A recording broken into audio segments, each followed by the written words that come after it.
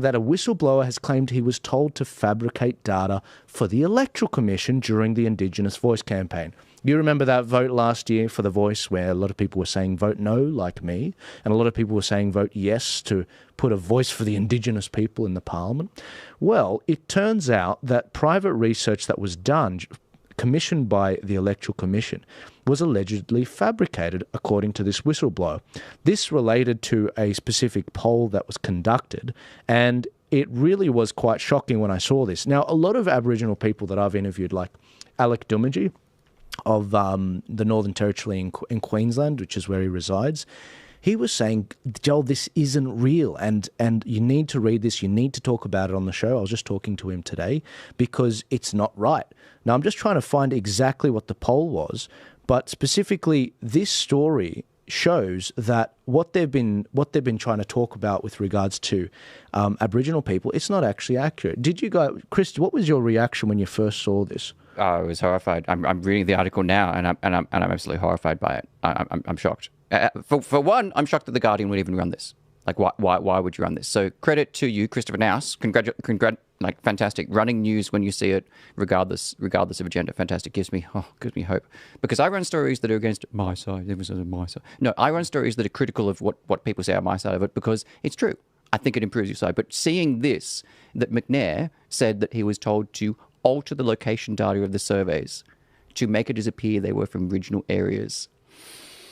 Because what is it? Like 80% of the Aboriginals around the country, maybe Jeff, you'll know, 80% of the Aboriginals, they reside in in regional areas, not regional, urban areas.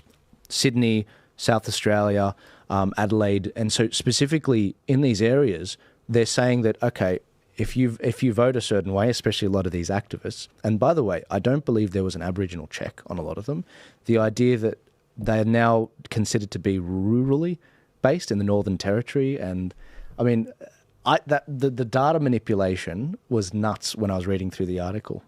Did you expect anything less? Well, no, serious. I'm being serious. I know our top 3 stories are on, let's say, Aboriginal affairs. Did you expect anything less from this campaign? From the start last year, in Victoria, I did not see one no sign on anyone's house. I don't know if that was different here in New South Wales. There was no one that had a no sign. Yeah. But there was a number of people that had yes signs. And when you question that with people, Paul, here, I don't know if you have that same thing in the States, but when you question people here who wanted to vote no, who were going to vote no, but they weren't going to put anything on their house because you know what would happen. Yeah, that's true. I think there was fear of being outside of that narrative. You know, we have this situation where the compassion has been hijacked. And in order to kind of be part of what we're thought is supposed to be the good person clique, you have to stay within certain bounds. And, you know, the other side tends to react actually rather mob mentality like if you go outside that, you know, those bounds, but it's fake. And I don't know if you happen to know this, Joel, but I mean, I'm actually Indigenous. I mean, really? we're all Indigenous. Yeah, I'm Indigenous. You know, we're all Indigenous. Correct. But I'm actually Indigenous to you know, one of the groups that was colonized by the West. Now, it's Native American indigenousness. But I understand I can apply for transfer victimization credits. Is that true? Is that right? I think so. I think that's the way it works. Yeah. Right. Yeah. Is that funny? But certainly putting the no vote up here, and it would be a dangerous thing to do. Your house would have been vandalised, would have been egged, your car tires probably would have been slashed. But that didn't happen anywhere. I didn't see a yes sign that was vandalised. Yeah. Anywhere. Yeah. Yeah, you know, I did actually see some yes signs vandalised after the election. I saw Okay. one very infamous one getting run over on a roundabout, which I ended up posting, but that wasn't me. But no, I did see stickers on a lot of signs on the road on the backs of them. So at stop signs, quite intelligently, they were putting them on the back of them, so people, when they're stopping, they see it on the back end of it. But after the referendum, it's like people were given permission to vandalise the yes sides because they knew they were right. Yeah. See, the yes side they extended a very large shadow. They made it seem as though they were going to win. And it's tactics like this, if what this whistleblower is saying is actually true, and I haven't seen anything from the Electoral Commission to say it's not. I mean, our electoral commission is one of the best in the world, from what I understand. But this is a devastating blow, isn't it? Yeah, it is. But I read through the article. Who else is going to do it? Would you trust the government to do their own polling for that, or you've got to go to an outsider? And in this case, they did. It wasn't done properly. The vote was lost. The polling's definitely manipulated. There are lots of ways to cook the sausage, and oversampling certain populations, finding people who aren't representative of the average, and it's happening a great deal in the United States, where they're this fake enthusiasm for Kamala is done by manipulating polling.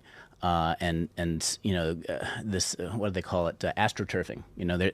There's no real groundswell. It's all fake.